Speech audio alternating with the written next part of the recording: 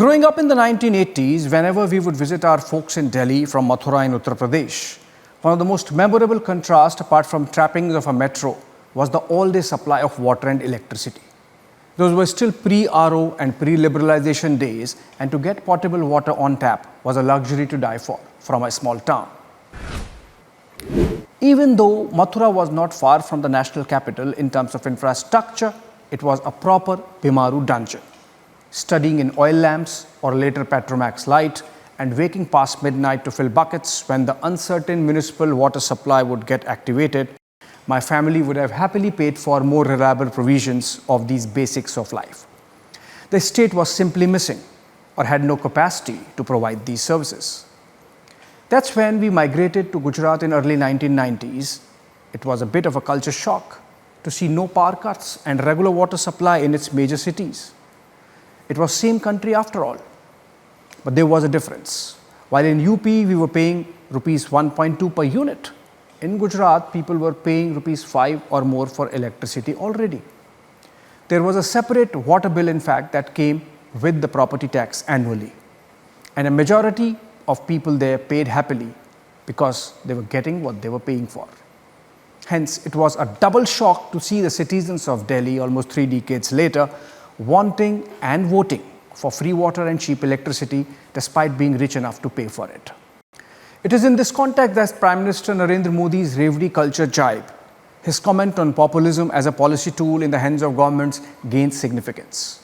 What he said at the inauguration of the Bundelkhand Expressway in Uttar Pradesh this week needs to be extensively quoted before we deep dive into this subject.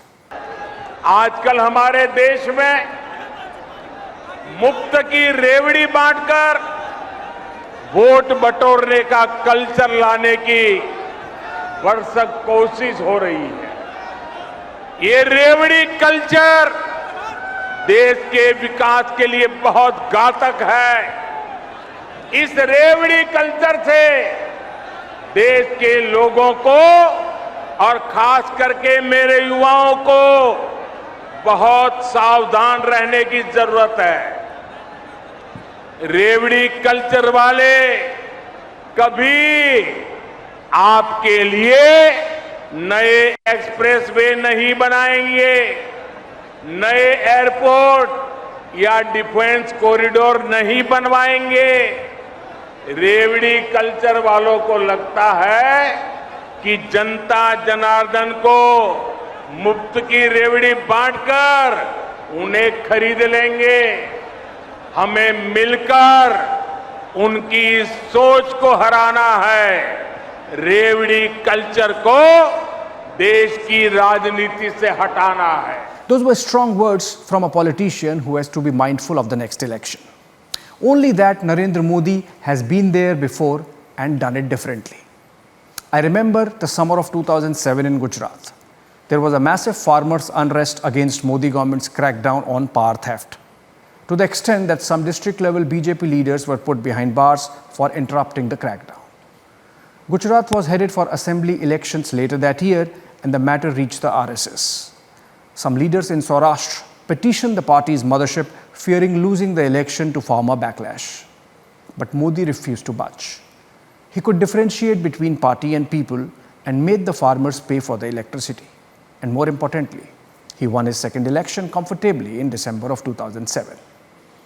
Such was the understanding of people in Gujarat of subsidy as a trap that a Congress party election promise in 2012 of free distribution of homes to the poor, called Ghar Nu Ghar, cut no ice with the state's citizens.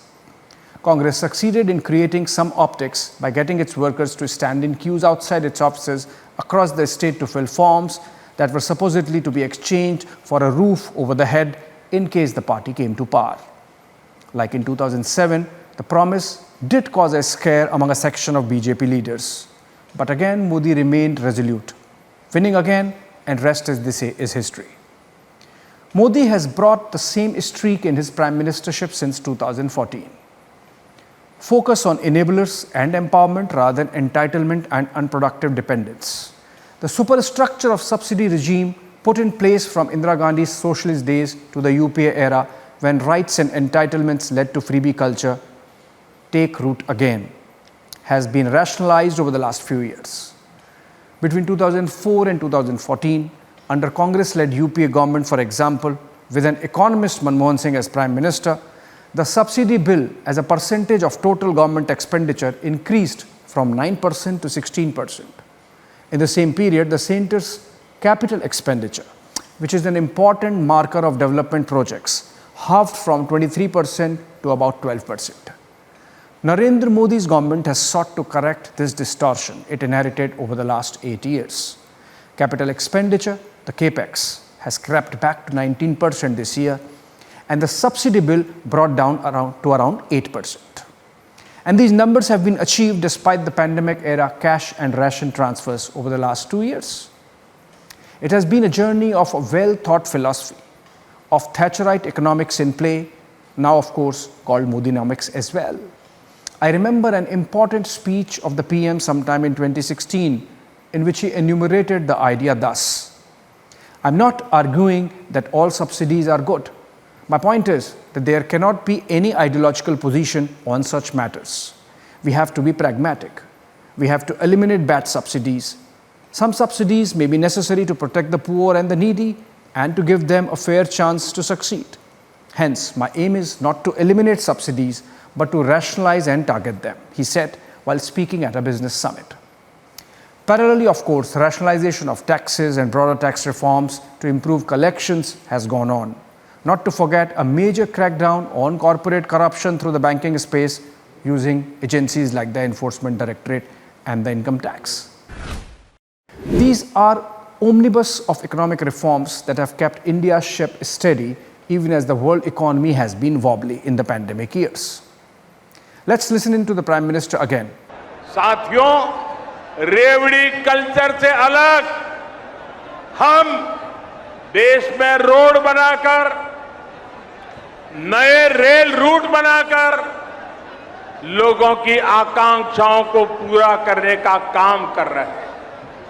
हम गरीबों के लिए करोड़ों पक्के घर बना रहे हैं। दशकों से अधूरी सिंचाई परियोजनाएं पूरी कर रहे हैं। छोटे बड़े अनेक डैम बना रहे हैं। नए नए बिजली के कारखाने लगवा रहे हैं ताकि गरीब का, किसान का जीवन आसान बने और मेरे देश के नौजवानों का आने वाला भविष्य अंधकार में डूब न जाए। Foundation stone for the Bundelkhand Expressway that he inaugurated this week was laid by Modi himself in 2020. The project was completed ahead of schedule and with money to spare from the budget estimates. It passes through one of the most backward regions of the state of Uttar Pradesh and is likely to be a development lifeline connecting aspirations of the people of the region with opportunity. Ask the milkman who could earlier sell only to the neighboring village, almost on a barter, who can now transfer his dairy produce without spoilage from the hinterland to towns like Agra in a matter of hours and make an extra buck. If he would pay the toll, more likely he would happily, like the people of Gujarat. This is incidentally the same Uttar Pradesh I grew up in. People of Delhi, of course, have to understand that. Prime Minister has started an important debate with his Revdi culture comment, and we have to take it forward. Thanks for watching.